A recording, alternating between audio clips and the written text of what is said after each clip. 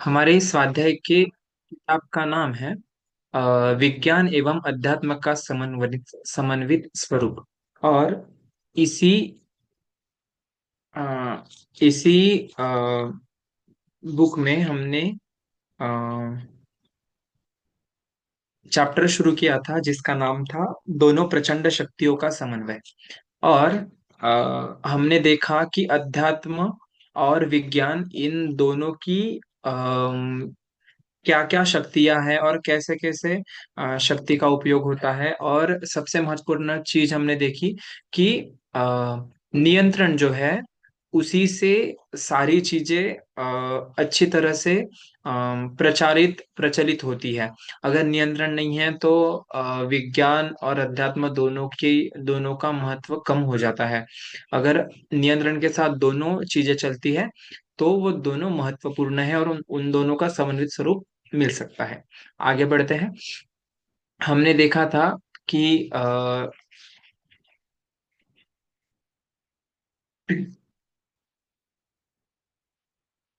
इंसान के मतलब मनुष्य के अंदर जो उत्कृष्ट कृति है, उत्कृष्ट विचार है, उससे वो संसार में उत्कृष्टता फैलाता है। अगर उसके मनुष्य के स्तर में निकृष्टता का समावेश है तो फिर विपत्ति, समस्या, विडंबन, अनिष्ट, आशंका का मूल वो कारण होता है। और यही है कि अगर अम, आदर्शवादिता अगर आ गई तो इंसान देवता बन सकता है। आगे बढ़ेंगे कि दबाव से कुटिलों को एक सीमा तक ही बदला जा सकता है। अवसर पाते ही जिस भी परिस्थिति में रहना पड़े उसी में बेशर्म बेल और जलकुंभी की तरह अपना विस्तार करने लगते हैं और अमर बेल जैसा अपना परिचय देने लगते हैं। देखते हैं कि हम अगर किसी को बदलना चाहते हैं तो दबाव के कारण हम नहीं बदल सकते। मतलब उसकी भी एक सीमा होती है दबाव की। अगर हम दबाव से कुटिलों को अगर हम बदलना चाहेंगे तो फिर क्या होता है, वो तो बदलने का ढोंग करते हैं। और बेशरम बेल मतलब क्या? अ, बेशरम बेल या जलकुंभी, जलकुंभी मतलब जलपर्णी, जिसको हम इंग्लिश में वाटर हाइसिंथ हायसिंथ कहते हैं। और दूसरा है अमर बेला, जिसको मराठी में अद्दरवेल या इंग्लिश में डैडर कहते हैं। वो जो येलो कलर का होता है ना। जलकुंभी की क्या विशेषता है कि अगर वो एक भी जलकुंभी पानी में है तो वो पूरा पूरा का पूरा स्तर घेर लेते हैं। जैसे हमने देखे कि अपना जो तालाब है वहां पे हम देखते हैं कि अंबाझरी तालाब, वहां पे पूरा का पूरा पानी के ऊपर ग्रीन ग्रीन लेयर आ गई है। ग्रीन मतलब वनस्पति की। वो जलकुंभी वो उसको निकालने के लिए क्या क्या प्रयास नहीं कर रहे हैं प्रशासन, मशीनें लगाई है और क्या क्या नहीं कर रहे, परंतु वो खत्म होने का नाम नहीं ले रही। एक बार उसने वहां पे डेरा बना लिया तो पूरा का पूरा पानी का जलस्तर अपना अपने हाथ में वो ले लेती है। दूसरा क्या है, उसका एग्जाम्पल यहाँ पे बताया है कि दबाव के कारण ये ऐसी चीजें हमको देखने को मिलती है। और क्या है जो अमरबेला येलो येलो कलर का होता है। और वो अपना खेत में जैसे हम धान्य लगाते हैं तो उनके ऊपर वो पूरा उनके ऊपर आ जाता है। और उससे क्या होता है कि वनस्पति जो हमने धान्य लगाए हैं उनको अच्छे तरह से अ, होने नहीं देता है और अपना ही डेरा वहां पे बिठाता है। तो यही है कि मतलब अपना परिचय वो उस तरह देने लगते हैं जैसे कि पूरी जगह उन्होंने निष्कृष्टता फैला दी है। प्राचीन काल का दैत्य अभी भी मौजूद है, मात्र उसके क्रियाकलाप में परिस्थिति के अनुरूप अंतर हुआ है। मतलब यही है कि प्राचीन काल में हमने देखा है कि इतिहास में देखते हैं कि दैत्य दानव, परंतु उसका भी क्रियाकलाप में परिस्थिति के अनुरूप अंतर हुआ है, मतलब बदल हुआ है। नृशंसता अभी भी मौजूद मौजूद है, मात्र उसने वेश बदला है। नृशंसता मतलब कि अत्याचार, कितना अत्याचार फैला हुआ है, बस उसने अपना वेश बदल दिया है। तर्कों के सहारे अपने कुकृत्यों को औचित्य बताना शुरू कर दिया है।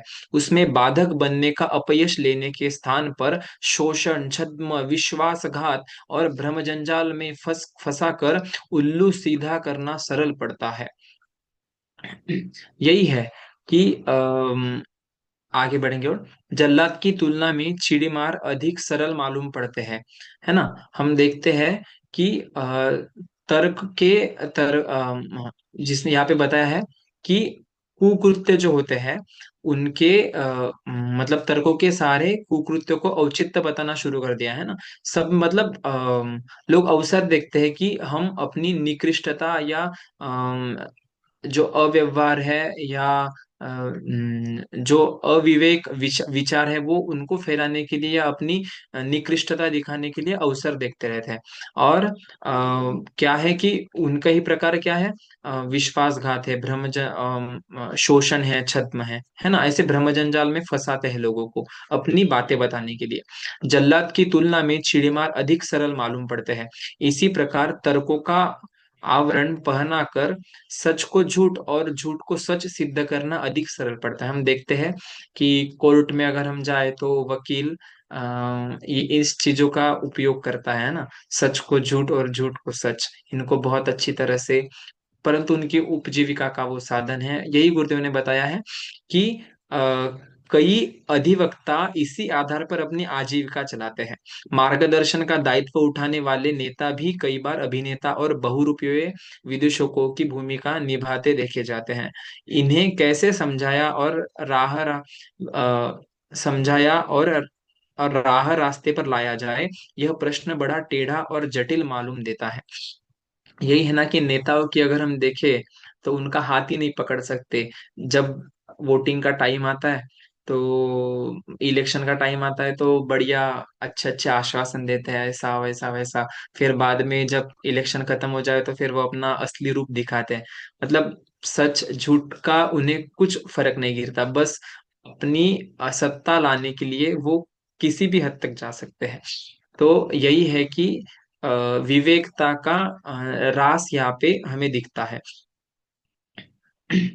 और समझाने बुझाने का तरीका भी कुछ अधिक कारगर सिद्ध नहीं होता है ना। इन्हें समझाने में अपना समय गंवाना, इसे हम बोल सकते हैं। कारण की प्रथा का जहां तक संबंध है वहां तक आदर्शवाद की शिक्षा दूसरों को देने में सभी प्रवीण पाए जाते हैं। स्वयं भी चोर को नौकर रखने, नशेबाज के साथ व्यवहार रखने और को तैयार नहीं होते, क्योंकि उनके हानिकारक अनौचित्य को पहले से ही समझते हैं।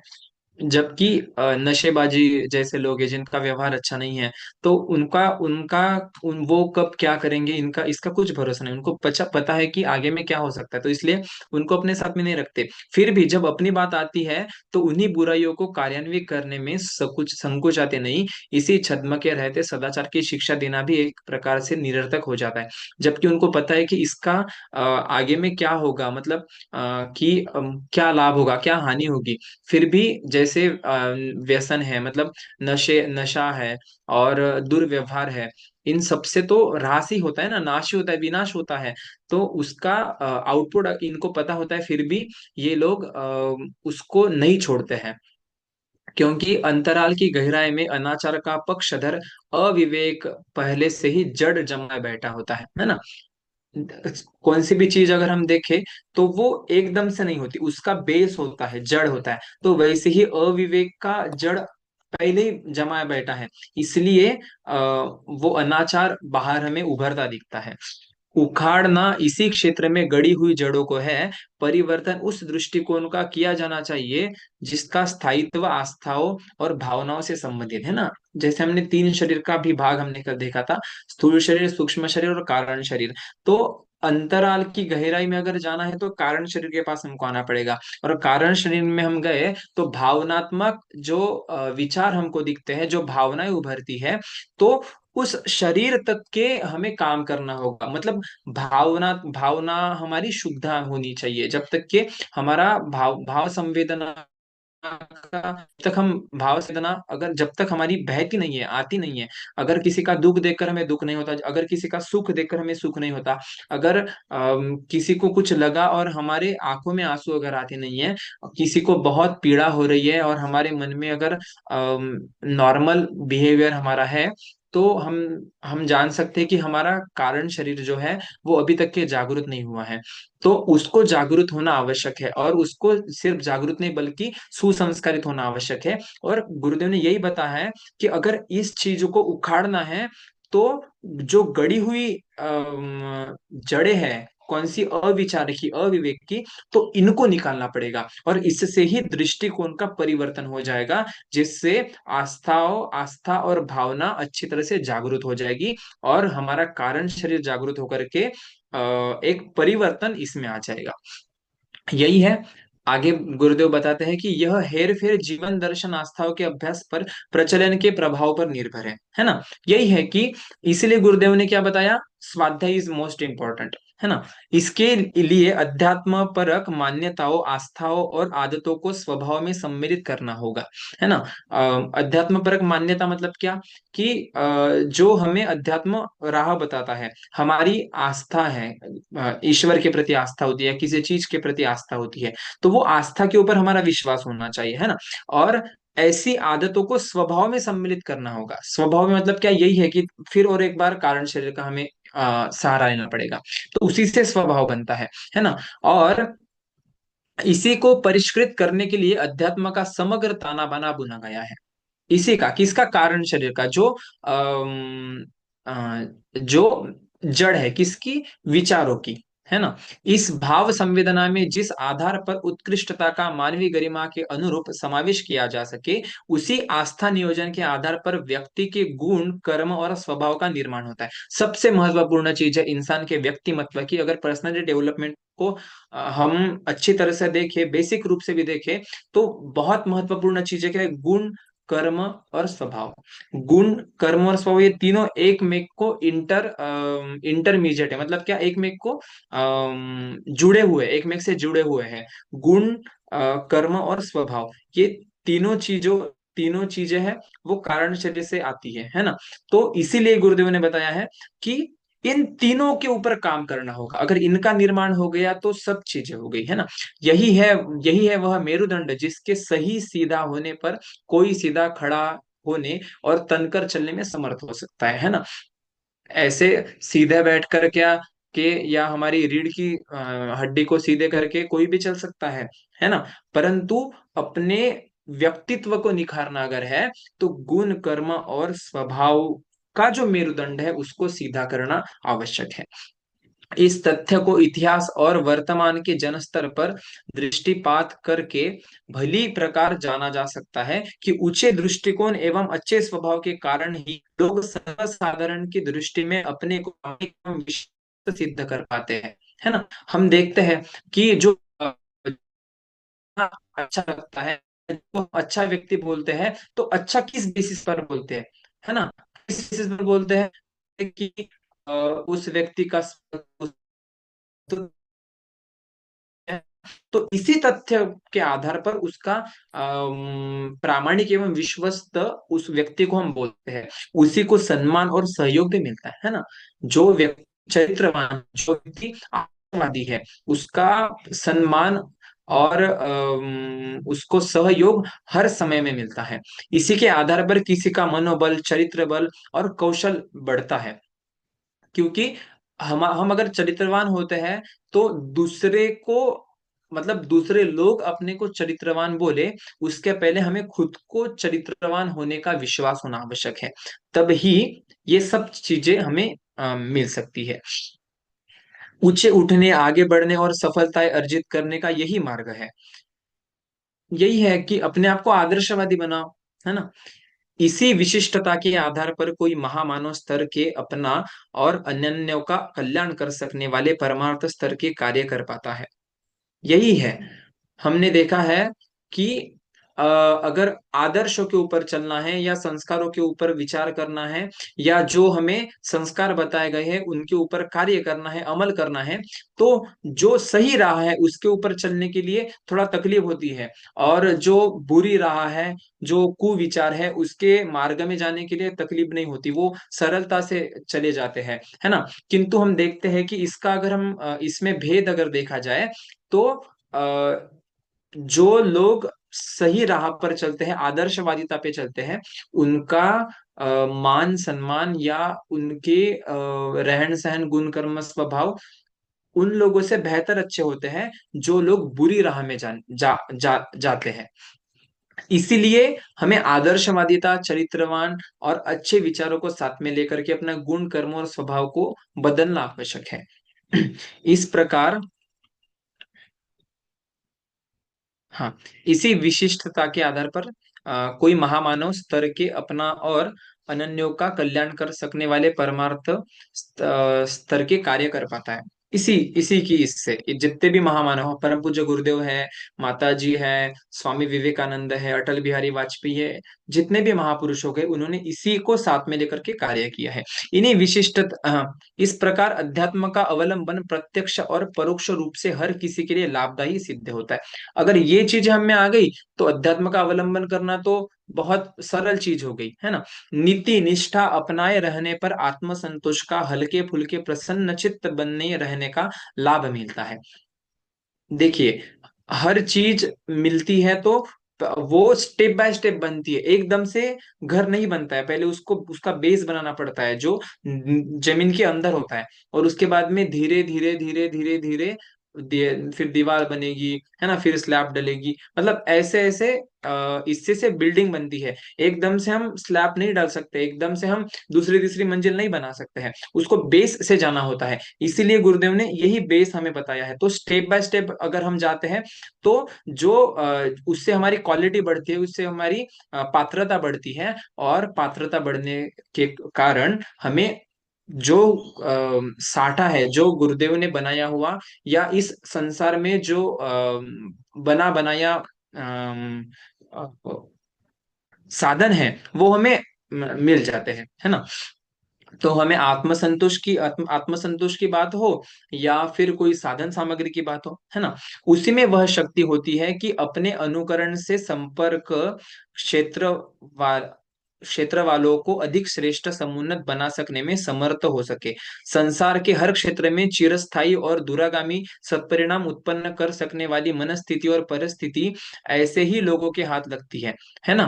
कि अपने से दूसरे को बदलना है ना। गुरुदेव ने क्या बोला कि तुम मतलब हम बदलेंगे युग बदलेगा, हम सुधरेंगे युग सुधरेगा।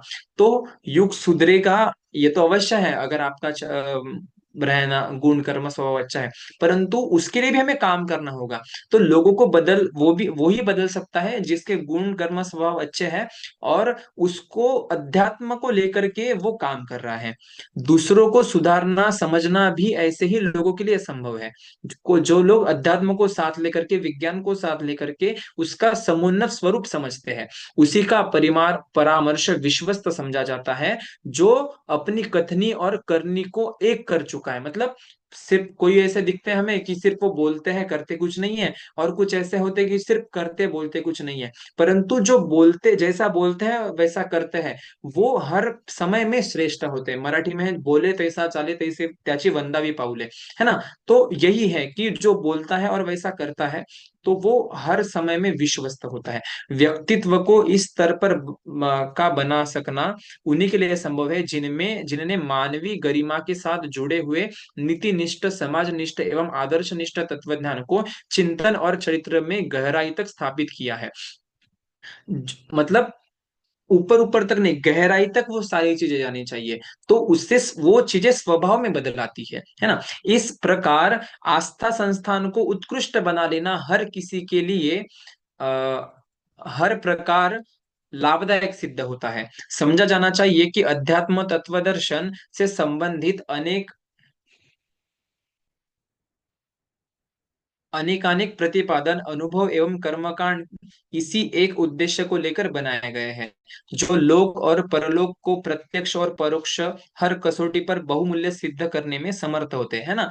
तो इसी कारण अध्यात्म और कर्मकांड का साथ भी गुरुदेव ने इसीलिए लिया था कि इंसान को बहुमूल्य मतलब जो इंसान को बहुमूल्य बता सके, है ना।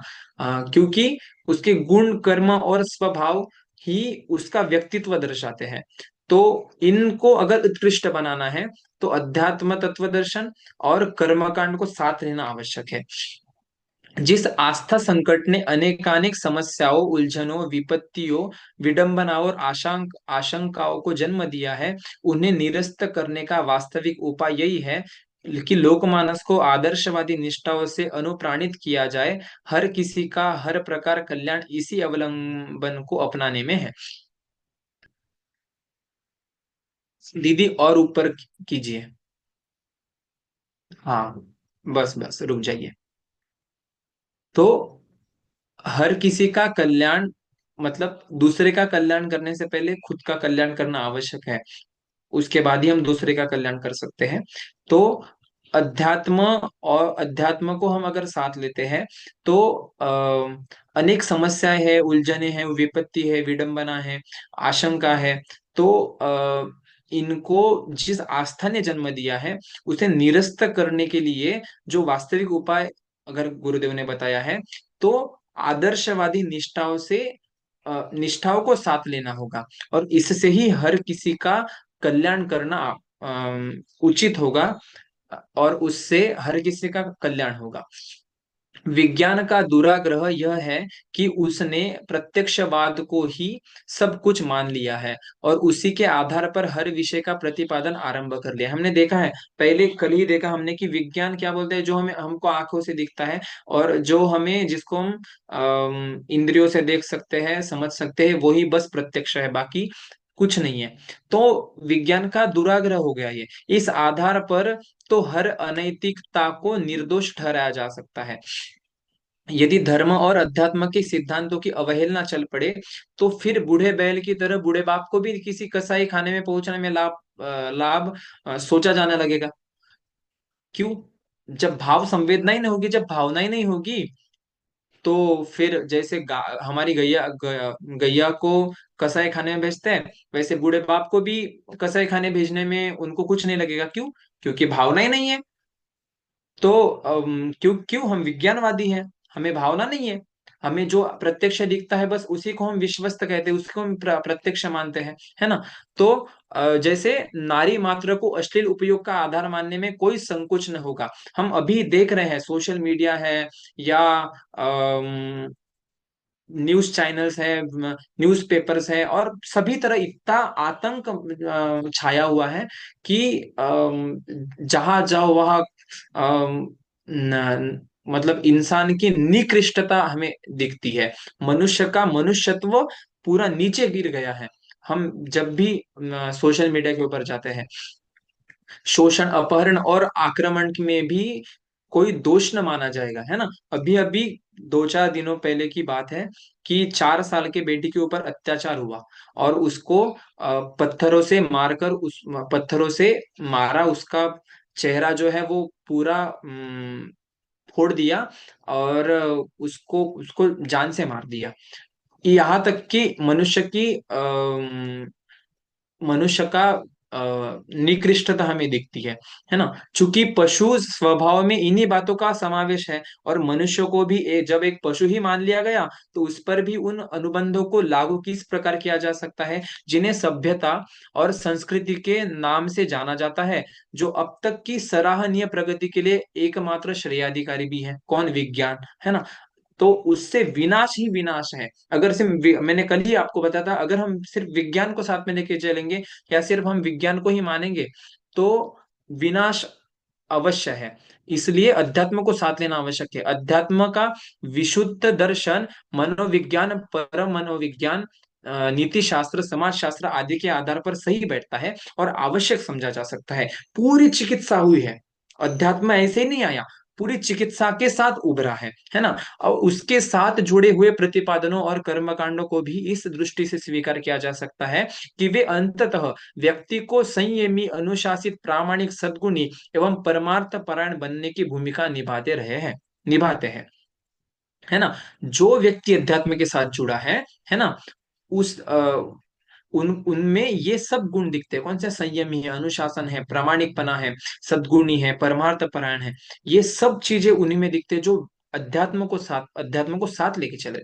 ऐसे उपचार भी प्रत्यक्ष के आधार पर परोक्ष को प्रशिक्षित करने की नीति के अंग ही बनते हैं। और प्रत्यक्ष दृष्टि से उनकी उपयोगिता में संदेह उठने पर भी समाधान इसलिए हो जाता है कि उनका प्रभाव परिणाम अंततः व्यक्तित्व को अधिक शालीन बनने में सहायक होता है, जिसकी की आज अनन्य प्रयोजनों की अपेक्षा अत्यधिक आवश्यकता है।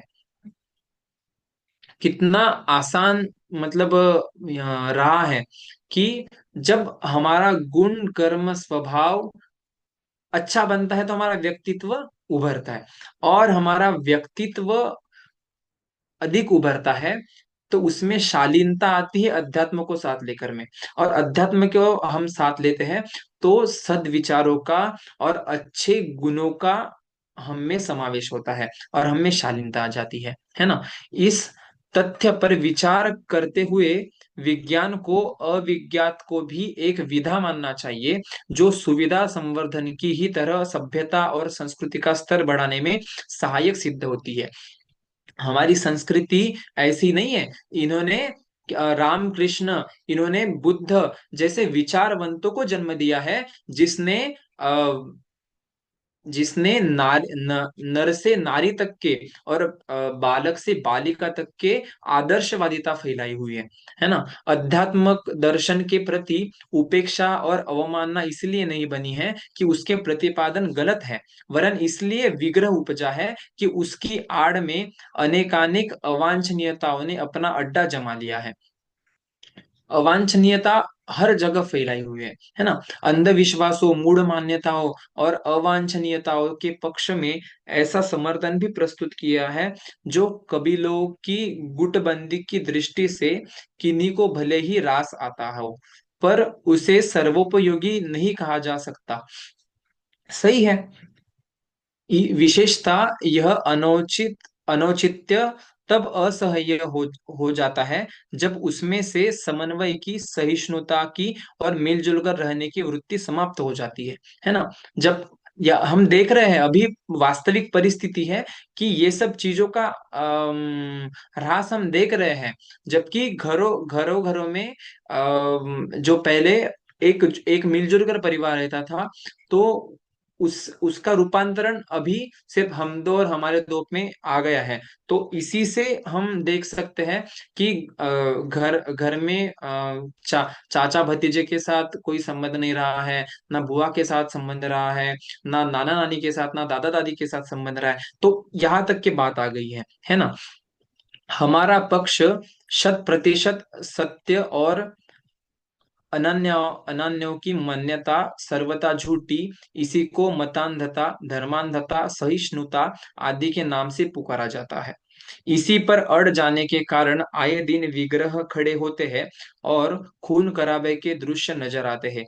इस प्रकार प्रचलनों को पत्थर की लकीर मानकर उनके अनुपयोगी होने पर भी अपनाने के लिए अड़े रहना भी ऐसा अनुचित्य है, जिसके कारण धर्म और अध्यात्म के प्रति विरोध भाव उपजता है, और उसकी उपेक्षा, हठवादिता हर विचारशीलता पर बुरा अवसर छोड़ती है ना। सिर्फ विज्ञान को अगर हम मानेंगे तो भी रास्ते पे उतरना पड़ेगा, और सिर्फ हम अध्यात्म को मानेंगे तो भी रास्ते के ऊपर उतरना पड़ेगा। और उससे क्या उपजती है? हठवादिता उपजती है। और वो हठवादिता उपजने के कारण खून खराबे के दृश्य आना जायज है। आगे बढ़ेंगे।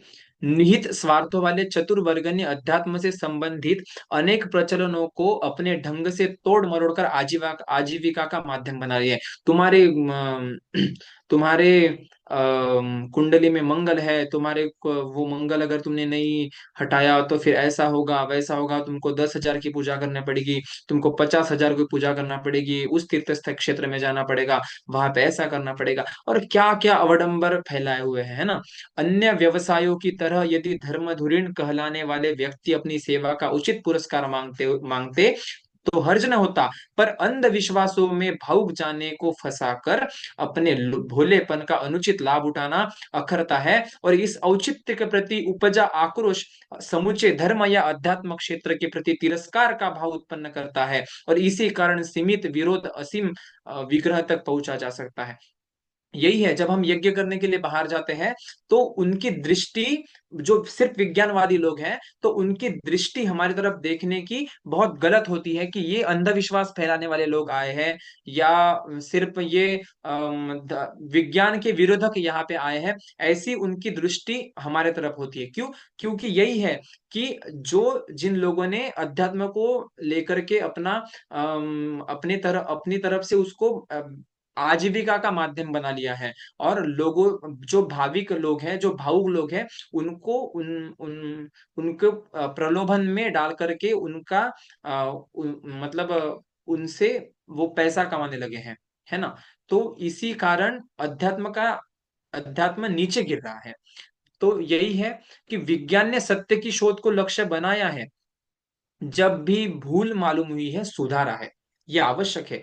जब इंसान को भी भूल अगर पता चली है, तो उसको सुधारना चाहिए, और विज्ञान ने भी यही किया। जो हस्तगत हुआ है उससे अत्यंतिक सत्य न मानकर आगे भी खोज चलते रहने की उपयोगिता को स्वीकार किया है ना? मतलब जो मिला है उसको अंत न मान करके आगे और है यह विश्वास जान करके उसने आगे आगे बढ़ता रहा है। इन्हीं मान्यताओं के आधार पर उसने इतनी प्रगति की है, और भविष्य में और भी अधिक कर गुजरने की संभावना है। यही तथ्य यदि अध्यात्म क्षेत्र में अपना गया होता, गुरुदेव यहाँ पे खंत व्यक्त